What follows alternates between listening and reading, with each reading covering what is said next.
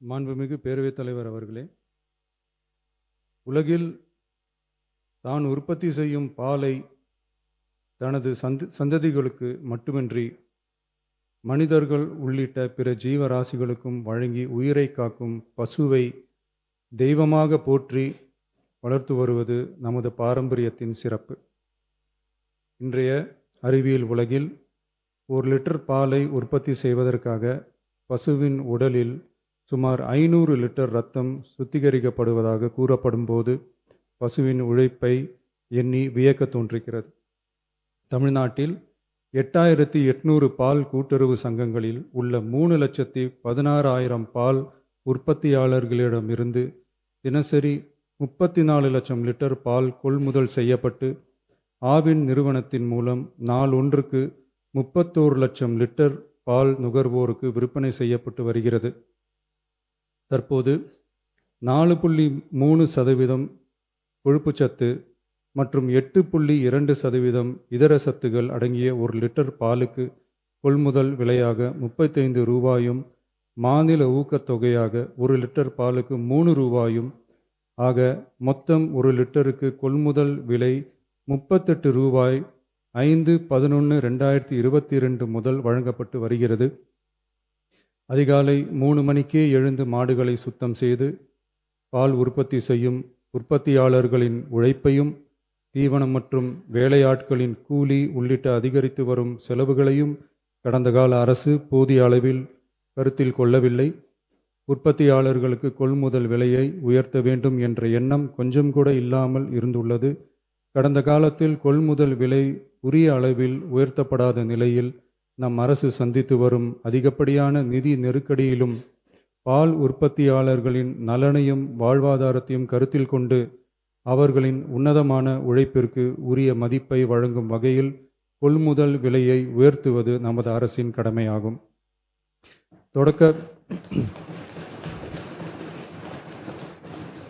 தொடக்க பால் உற்பத்தியாளர்கள் கூட்டுறவு சங்கங்களில் பால் வழங்கும் 3,16,000த்திற்கு மேலான பால் உற்பத்தியாளர்கள் பயனடையும் வகையில் பால் கொள்முதல் விலையை லிட்டர் ஒன்றுக்கு கூட்டுறவு சங்கம் மூலமாக 1 ரூபாய் உயர்த்தவும், மேலும் அரசு ஊக்கத்தொகை 3 ரூபாயிலிருந்து 5 ரூபாயாக உயர்த்தவும் ஆக மொத்தம்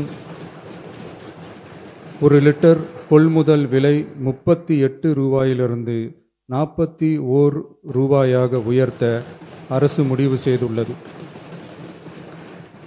இந்த கொள்முதல் விலை உயர்வால் கூடுதலாக ஒரு மாதத்திற்கு ரூபாய் 30 கோடியும் ஒரு ஆண்டிற்கு 360 கோடியும் செலவாகும்.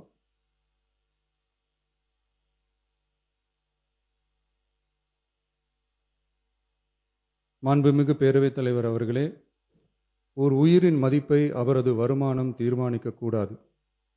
வசதி படைத்தவர், வசதி குறைவானவர் என்ற நிலை மருத்துவத்துறையில் இருக்கக்கூடாது. அனைவருக்கும் சமமான மருத்துவ சேவை எளிதாக கிடைக்க வேண்டும் என்பதில் நமது அரசு உறுதியாக உள்ளது. மருத்துவம் என்பது சலுகை அல்ல, ஒவ்வொரு மனிதனின் அடிப்படை உரிமை. ஒரு மனிதனின் உயிரை காப்பாற்றுவதில் தாமதமாகும் ஒவ்வொரு நொடியும் மிக கொடியது. மருத்துவத்தை தேடி வரும் மக்களின் பாதையில் இருக்கும் தடைகளான வறுமை, தொலைவு, மருத்துவர் பற்றாக்குறை, மருந்துகளின் விலை, மருத்துவ விழிப்புணர்வு இல்லாமை, காத்திருப்பு, அவசர கால வசதியின்மை போன்றவற்றை படிப்படியாக அகற்றி ஏழை, பணக்காரர், கிராமம், நகரம் என்ற பாகுபாடின்றி ஒவ்வொருவருக்கும் தரமான மற்றும் எளிதான மருத்துவ சேவை கிடைக்க செய்வதை முதன்மையான நோக்கமாக கொண்டு செயல்பட்டு வருகிறது நமது அரசு. மாண்புமிகு பேரவைத் தலைவர் அவர்களே, மருத்துவம் மற்றும் மக்கள் நல்வாழ்வு துறையில் சில அறிவிப்புகளை சட்டப்பேரவை விதி 110 கீழ் இன்று வெளியிட விரும்புகிறேன். வடசென்னை மக்களுக்கு உயர்தர மருத்துவ சேவை எளிதில் கிடைக்கும் வகையில் பெரம்பூரில் ரூபாய் 300 கோடி மதிப்பீட்டில் 400 படுக்கைகள் கொண்ட உலக தரத்திலான பன்னோக்கு உயர் சிறப்பு மருத்துவமனை அமைக்கப்படும். முதலமைச்சரின் விரிவான மருத்துவ காப்பீட்டு திட்டத்தின் இலவச மருத்துவ சிகிச்சைக்கான மருத்துவ காப்பீட்டுத் தொகை ஆண்டொன்றுக்கு தற்போதுள்ள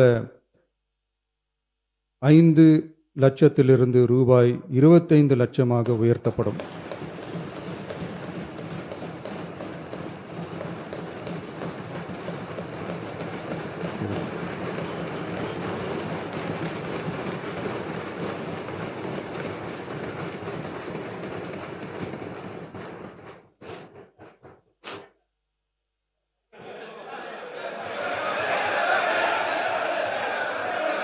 நீங்க படிங்க உட்காருங்க. மாண்பு உறுப்பினர் ஆசிரியர் உட்காருங்க. பேரவை முன்னவர் உட்காருங்க. அப்புறம் எடுக்கலாம். உட்காருங்க.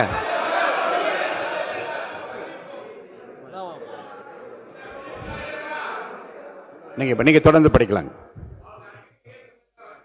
இருங்க. மாண்பு முதலமைச்சர். திருநங்கையர்களுக்கான மருத்துவ மற்றும் அறுவை சிகிச்சை சேவைகள் கூடுதலாக சென்னை, ஸ்டான்லி, திருநெல்வேலி, தூத்துக்குடி, செங்கல்பட்டு, திருவாரூர், தருமபுரி மற்றும் கன்னியாகுமரி ஆகிய 7 அரசு மருத்துவக் கல்லூரி மருத்துவமனைகளில் முதலமைச்சரின் விரிவான மருத்துவ காப்பீட்டு திட்டத்தின் கீழ் வழங்கப்படும்.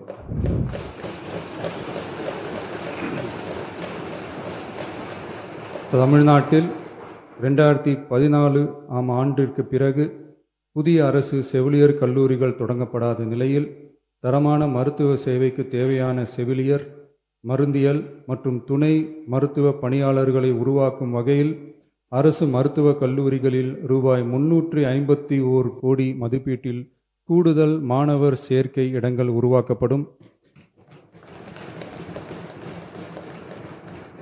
7 புதிய அரசு செவிலியர் கல்லூரிகள் தொடங்கப்பட்டு 660 பிஎஸ்சி செவிலியர் மாணாக்கர் இடங்கள் உருவாக்கப்பட்டு ஏற்கனவே உள்ள செவிலியர் கல்லூரிகள் மற்றும் செவிலியர் பள்ளிகளில் கூடுதலாக 1925 கூடுதல் மாணாக்கர் இடங்கள், எண்முறை மருத்துவம் உள்ளிட்ட 12 துணை மருத்துவ படிப்புகளில் 2778 மாணாக்கர் இடங்கள்,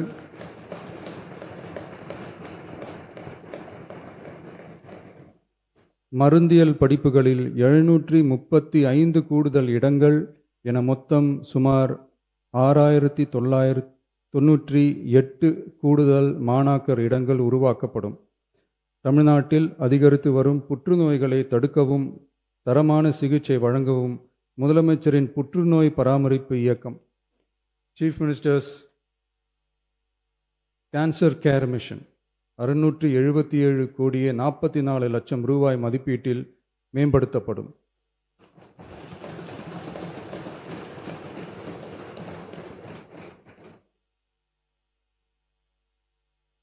சென்னை ராஜீவ்காந்தி அரசு பொது மருத்துவமனையில் 471 கோடியே 80 லட்சம் ரூபாய் மதிப்பீட்டில் G+14 தளங்களுடன் ஒருங்கிணைந்த புற்றுநோய் சிகிச்சை பிரிவு அமைக்கப்படும்.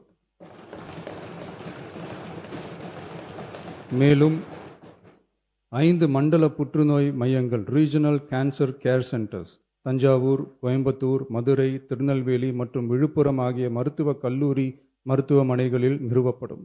முதற்கட்டமாக மதுரை ராஜாஜி மருத்துவமனையில் ரூபாய் 84 கோடியில் G+8 தளங்களுடன் மண்டல புற்றுநோய் மையம் தொடங்கப்படும். ரோபாட்டிக் அறுவை சிகிச்சை லீனியர் ஆக்சிலரேட்டர் லீனாக், கதிர்வீச்சு, நவீன கருவிகள், இலக்கு மற்றும் நோய் எதிர்ப்பு சிகிச்சைகளுக்காக அரசு மருத்துவக் கல்லூரி மருத்துவமனைகளுக்கு 106 கோடியே 17 லட்சம் ரூபாய் வழங்கப்படும். மருத்துவர்களுக்கு பயிற்சியும் நோயாளிகளுக்கு ஊட்டச்சத்து ஆதரவும் 2 கோடியே 77 லட்சம் ரூபாய் அளிக்கப்படும். மேலும் தருமபுரி, விழுப்புரம், திருவண்ணாமலை, பெரம்பலூர் மற்றும் அரியலூர் ஆகிய மாவட்டங்களில் 1.22 லட்சம் பெண்களுக்கு 8 கோடியே 70 லட்சம் ரூபாய் மதிப்பீட்டில் HPV DNA பரிசோதனை மேற்கொள்ளப்படும். மொத்தம் 673 கோடியே 44 லட்சம் ரூபாய் மதிப்பீட்டில் புற்றுநோய் தாக்கத்திலிருந்து மக்களை காக்கும் வகையில் பல்வேறு பணிகள் மேற்கொள்ளப்படும்.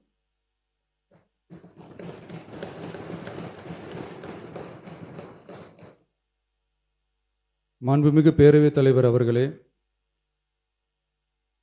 கடந்த 12/8/2026 அன்று காட்டுமன்னார்கோவில் சட்டமன்ற தொகுதி உறுப்பினர் திரு ஜோதிமணி அவர்கள் பேசும்போது, பல எம்எல்ஏக்களிடம் சொந்தமாக வாகனம் இல்லை என்றும், தொகுதி பணிகளை ஆய்வு செய்யவும் பார்வையிடவும் கடினமாக உள்ளதாகவும், லஞ்சமில்லாத நேர்மையான ஆட்சி அமைய உறுப்பினர்களின் அடிப்படை தேவைகளை அரசு பூர்த்தி செய்ய வேண்டும் என்றும் கோரிக்கை வைத்தார். எந்த ஒரு பொருளாதார பலம் இல்லாமல் சட்டமன்ற உறுப்பினர்களாக பணியாற்றி கொண்டிருப்பவர்கள் தங்களின் தொகுதி பணிகளை செய்ய சொந்த வாகனங்களோ அல்லது உதவியாளர்களையோ வைத்துக்கொள்ள முடிவதில்லை என்றும் தெரிவித்தார். மேலும் இது தொடர்பாக கோரிக்கைகளும் வரப்பெற்றது. மக்களாட்சியின் மிக முக்கிய தூண்களில் ஒன்றாக விளங்குபவர்கள் மாண்புமிகு சட்டமன்ற உறுப்பினர்கள். தமிழ்நாடு சட்டமன்ற வரலாற்றில் எளிய பின்னணியில் இருந்து பணபலமோ அரசியல் பின்னணியோ இன்றி மக்களின் பேராதரவோடு முதன்முறையாக சட்டமன்றத்திற்கு தேர்வு செய்யப்பட்டுள்ள முதல் தலைமுறை சட்டமன்ற உறுப்பினர்களின் எண்ணிக்கை குறிப்பிடத்தக்க அளவில் உயர்ந்துள்ளது. 29/3/2026 அன்று நடைபெற்ற தமிழக வெற்றிக் கழக வேட்பாளர் அறிமுக கூட்டத்தில் நேர்மையாகவும் வெளிப்படைத்தன்மையுடனும் மக்கள் பணி செய்து ஊழலற்ற லஞ்ச லாவண்யமற்ற நிர்வாகத்தை மேற்கொள்வது என அனைத்து வேட்பாளர்களும் எடுத்துக்கொண்ட உறுதிமொழிக்கு ஏற்ப அதே பாதையில் தேர்ந்தெடுக்கப்பட்ட சட்டமன்ற உறுப்பினர்களும் செயல்பட்டு வருகின்றனர். மக்களுக்கான நிர்வாகம் நேர்மையின் பாதையில் என்ற அடிப்படையில் லஞ்ச லாவண்யமற்ற நேர்மையான மற்றும் வெளிப்படையான நிர்வாகத்தை அடித்தட்டு மக்கள் வரை கொண்டு சேர்க்கும் நோக்கில் தமிழக வெற்றி கழக அரசு செயல்பட்டு வருகிறது. தங்களது தொகுதி மக்களின் குறைகளை கேட்டறியவும் அரசு திட்டங்கள் மக்களை சென்றடைவதை கண்காணிக்கவும் தங்களின் தொகுதி முழுவதும் தொடர் பயணங்களை சட்டமன்ற உறுப்பினர்கள் மேற்கொள்ள வேண்டியுள்ளது.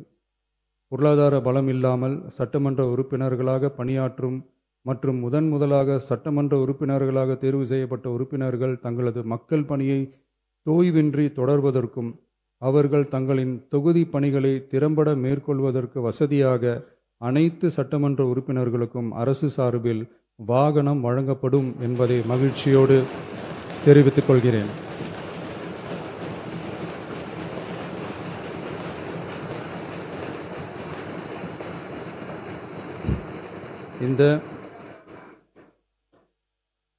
இந்த அறிவிப்பு சட்டமன்ற உறுப்பினர்கள் தங்களின் பயண தேவைகளுக்காக பிறரை சார்ந்து இருப்பதை தடுத்து அவர்கள் எவ்வித சமரசமும் இன்றி சுதந்திரமாகவும் நேர்மையாகவும் தங்களின் தொகுதிக்கு உட்பட்ட கிராமப்புற மற்றும் தொலைதூர பகுதிகளுக்கு எளிதாக பயணம் செய்து தொகுதி முழுவதும் உள்ள மக்களை நேரடியாக சந்தித்து அவர்களின் குறைகளுக்கு தீர்வு காண வழிவகுக்கும். அதோடு மட்டுமின்றி சட்டமன்ற உறுப்பினர்களின் பொருளாதார சுமையை குறைத்து கடைக்கோடி மக்களுக்கு லஞ்ச லாவண்யமற்ற நேர்மையான மற்றும் வெளிப்படையான நிர்வாகத்தை அளிக்கவும் உதவும்.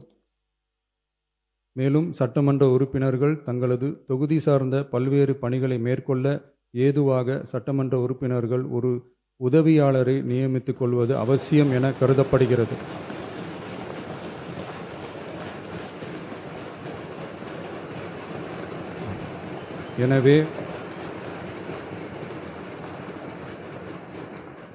எனவே சட்டமன்ற உறுப்பினர்களுக்கு அரசு வாங்கி வழங்கும் வாகனத்தை பராமரிக்கும் விதமாக வாகனத்திற்கு ஓட்டுநர், எரிபொருள், வாகன பராமரிப்பு உள்ளிட்ட செலவினங்களுக்காக மாதந்தோறும் ரூபாய் 75,000 வாகன படியாகவும் அலுவலக பணிகளில் உதவி செய்ய ஓர் உதவியாளரை நியமித்துக் கொள்ள மாதந்தோறும் ரூபாய் 25,000 உதவியாளர் படியாகவும் வழங்கப்படும். இதற்காக உரிய சட்டத்தில் திருத்தங்கள் மேற்கொண்டு ஆணைகள் வெளியிடப்படும் என்பதையும் தெரிவித்துக் கொள்கிறேன். நன்றி.